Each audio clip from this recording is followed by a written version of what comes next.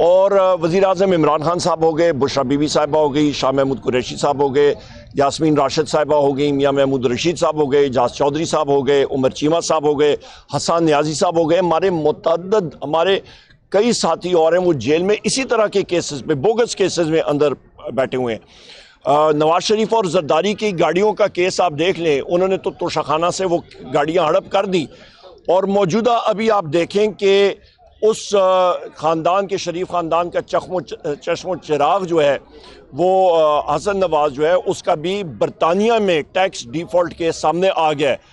وہاں پہ تو ابھی اس کے ساتھ کوئی زیادتی نہیں ہو رہی نا، وہاں پہ بھی وہ کہتے ہیں نا چور چوری سے چلا جاتا ہے، ہیرا پھیری سے نہیں جاتا، تو یہاں پہ انہوں نے مطلب مختلف ڈیفالٹ جہاں پہ بھی کیے، آپ کا قومی خزانہ لوٹا، اور وہاں پہ بھی جا کے برطانیہ کا بھی ڈیفالٹر کی لسٹ میں ماشاءاللہ وہ آ گئے ہیں۔ ان چیزوں کو ہم لوگ کنڈیم کرتے ہیں۔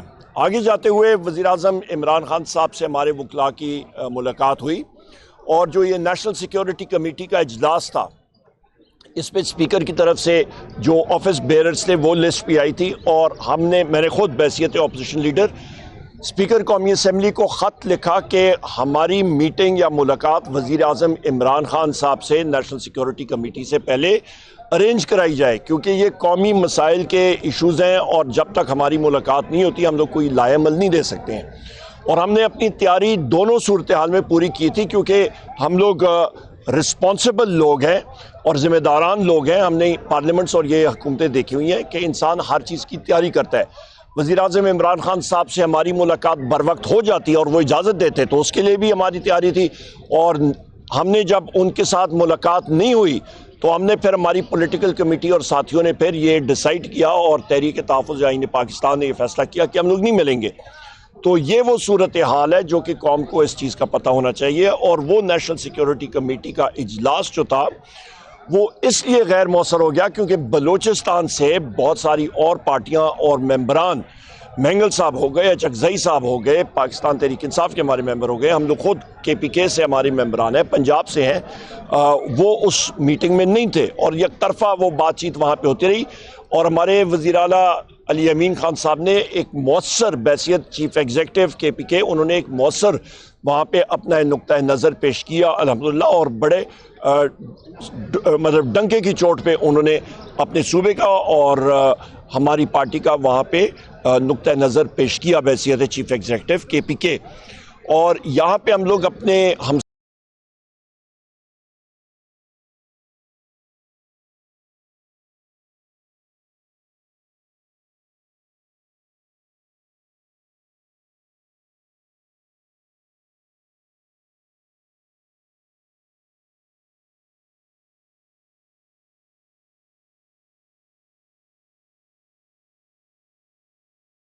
اس پہ اٹیک ہوا تھا، اس کو بی ایل اے کا، اس کو ہم نے شدید الفاظ میں اس کی مزاحمت کی۔ ہمارے جو اس پہ بہادر ہمارے فوجی حضرات، مسلح افواج کے جو ساتھی شہید ہوئے تھے، سویلینز شہید ہوئے تھے، اس کی ہم نے شدید الفاظ میں مزاحمت کی ہے۔ اور یہاں پہ میں یہ بھی کہتا چلوں کہ بحیثیت اپوزیشن لیڈر اور پاکستان کا ایک محب وطن شہری، میری یہ ڈیمانڈ رہی ہے اپنی پارٹی کی طرف سے بھی اور اپنی طرف سے بھی کہ اس کی انکوائری ہونی چاہیے، کیونکہ جب آپ کو سیکیورٹی تھریٹ تھے تو انٹیلیجنس کے ادارے کہاں پہ تھے؟ انہوں نے صحیح انتظامات کیوں نہیں کیے؟ اس کے چند دن بعد پھر آپ کا نوشکی میں جو اٹیکس ہوئے اور باقی بھی اٹیکس ہوئے، تو انٹیلیجنس کے ادارے ہمارے کر کیا رہے ہیں؟ ان کا یہی کام ہے کہ عمر ایوب کے پیچھے بسکٹ چوری کے پرچے کروائیں، وزیر اعظم عمران خان صاحب کے اوپر توشخانہ کے پرچے کرائیں، شاہ محمود قریشی پہ اور بشرا بی بی صاحبہ پہ اور باقی ساتھیوں پہ، ان پہ بھی جھوٹے پرچے کرائیں۔ صرف یہی کام رہ گیا ان کا۔ جب ان کاموں پہ انٹیلیجنس ایجنسیز کے لوگ لگیں گے تو پھر ملک میں بدقسمتی کے ساتھ دہشت گردی بڑھتی ہے، کیونکہ یہ میں بات کر دوں کہ جو اس وقت کی انسٹالڈ رجیم ہے، ان کے پاس نہ پبلک کا مینڈیٹ ہے اور نہ وہ کسی قسم کے فیصلے کر سکتے ہیں۔ وہ تو ہماری ملاقات اڈیالہ جیل میں وزیر اعظم عمران خان صاحب سے نہ شہباز شریف کرا سکتا ہے، نہ ان میں سے کوئی اور کرا سکتا ہے۔ یہاں پہ میں یہ ایک بات کر دوں، ابھی چینی کے حوالے سے پچھلے سال انہوں نے کہا جی پاکستان میں بڑی چینی وافر ہو گئی، ایکسپورٹ کرو۔ ایکسپورٹ کی ابھی کمی ہو گئی ہے۔ ابھی رمضان شریف کے مہینے میں چینی کی قیمتیں دیکھیں کہاں پہ چلی گئی ہیں۔ ان کو شرم آنی چاہیے، ان کو شرم سے ڈوب مرنا چاہیے، پر یہ بے شرم ہے۔ یہ چینی چور بھی یہی ہیں، ٹیکس چور بھی یہی ہیں، ڈیفالٹر بھی یہ ہیں, ملک کا خزانہ انہوں نے لوٹا, تو ان کو تو شرم آتی نہیں ہے. مطلب یہ مسلم لیگ نون کی گورنمنٹ والوں کی میں بات کر رہا ہوں. لہٰذا ان کے جو لوگ بڑھ چڑھ کے باتیں کرتے ہیں, الزام تراشی کرتے ہیں, وہ خود وہ تنظیم سازی کے حوالے سے ان کو میں یاد دلا دوں تو وہ پھر مطلب بات بڑی دور چلی جائے گی. تو لہٰذا طلال چودھری ہو گیا یا اور ان کے ہو گئے تو وہ تنظیم سازی تک ہی رہے ہیں, اس سے آگے نہ بڑھیں تو زیادہ بہتری ہوگی. اور اس کے ساتھ ساتھ میں یہ بھی کہتا چلوں کہ معیشت اس وقت بالکل انہوں نے تباہ و برباد کر دی ہے. مہنگائی دیکھیں آسمانوں سے بات کر رہی ہے, انویسٹمنٹ آپ دیکھیں وہ بالکل صفر بٹا صفر, معیشت سکڑ گئی ہے. پبلک اکاؤنٹس کمیٹی میں بھی ہم لوگ جب بیٹھتے ہیں تو ان کی کرپشن کے داستانیں سامنے آتی ہیں. تو یہ وہ حالات ہیں, اور ہمارے اپنے صوبے کا تقریباً 15 سے 16 ارب روپے واجبات جو ہیں وہ رہتے ہیں اور انہوں نے ہمیں دینے ہیں. بہت شکریہ. سر یہ بتائیں سیاستدان تقسیم ہے, یہی وجہ ہے کہ دہشت گردی دن بدن بڑھ رہی ہے. دوسرا یہ سوال ہے کہ آپ نے حکومت کے آل پارٹی کانفرنس یا سیکورٹی کے اجلاس میں شرکت نہیں کی اور اپنے آل پارٹی اجلاس بنایا ہوا ہے. تھوڑا سا لائٹ جناب. جی رشاد صاحب. سر سیاستدان تقسیم ہے جس کا فائدہ دہشت گرد اٹھا رہے ہیں, کیا سمجھتے ہو؟ دوسرا یہ سوال ہے کہ حکومت کے اجلاس میں ہم نے شرکت نہیں کی سیکورٹی کے لیے, اب آپ نے اپنا آل پارٹی کانفرنس بلایا تو اس کی کیا اہمیت ہوگی, کیا کہیں؟ بڑا اچھا سوال ہے آپ کا. سب سے پہلی بات یہ ہے یہ آل پارٹیز کانفرنس نہیں تھا, یہ پارلیمان کی نیشنل سیکورٹی کمیٹی تھی جس پہ شمولیت صرف اور صرف پارلیمان کے لوگ کر سکتے تھے, یعنی کہ آپ کے صوبائی وزرائے اعلیٰ یا پھر آپ کے قومی اسمبلی کے ممبران جن کو بلایا گیا تھا, اور اس کے ساتھ آپ کے سینیٹرز. ہم لوگ چاہتے ہیں کہ یہ پوری پارلیمان کی آپ کی نیشنل سیکورٹی کمیٹی جو ہے جوائنٹ سیٹنگ کے حوالے سے بات ہو, جہاں پہ سارے بات کر سکیں. نمبر 1. نمبر 2, اس لیے کئی لوگ کہتے ہیں کہ جی یہ آل پارٹیز کانفرنس تھی, یہ آل پارٹیز کانفرنس ہرگز نہیں تھی.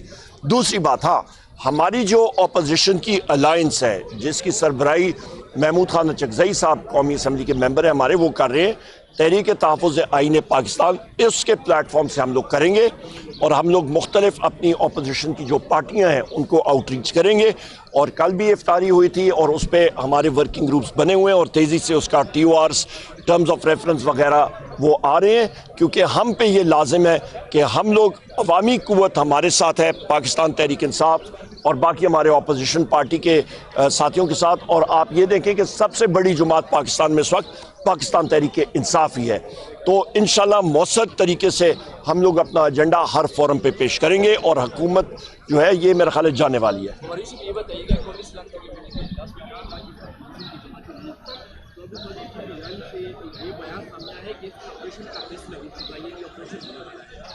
کیا کہیں گے, اور خیبر پختونخوا میں خاص کر یہ باتیں ہو رہی ہے؟ سب سے پہلی بات یہ ہے کہ جو اعلامیہ بھی اس میں آیا ہے اور وہاں پہ ہمارے وزیر اعلیٰ صاحب بھی تھے, یہاں پہ KPK گورنمنٹ نے کوئی آپریشن کی اجازت نہیں دی ہے, اور یہاں پہ نہ ہی ہم لوگ اس چیز کو افورڈ کر سکتے ہیں.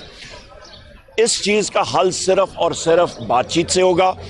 آپ یہ اندازہ لگا لیں کہ اس وقت کے سیکورٹی کے لوگ 8 سے زیادہ اضلاع, 8 سے 16 اضلاع میں آپ کو پہلے بھی بات کر چکا ہوں, وہاں پہ وہ موو نہیں کر سکتے ہیں. وہاں پہ لوگ نوجوان جو ہے وہ متنفر ہو گیا ہے, ان کو ساتھ لگانا پڑے گا, ان کے ریسورسز پہ ان کا وسائل کے اوپر کنٹرول نہیں ہے. میں نے آپ کو بتایا 1500 ارب روپے مرکز نے KPK حکومت کا KPK کے صوبے کا دینا ہے. تو ہمارے حقوق جب سلب ہوں گے تو لوگوں میں غم و غصہ ہوگا, اور وہاں پہ جب دیکھتے ہیں کہ نواز شریف اور شہباز شریف کی فیملیز جو ہیں وہ اربوں روپے اپنے مطلب بیرون ملک جا کے اور وہاں پہ بھی ٹیکس فراڈ کر رہے ہیں, یہاں پہ بھی ان کی چینی کی ملیں کن کی ہیں, انہی خاندانوں کی ہیں نا, زرداری خاندانوں کی ہیں یا شریف خاندانوں کی ہیں, انہی کی ہیں. تو لہٰذا لوگوں میں غم و غصہ پایا جاتا ہے. بہت شکریہ جی.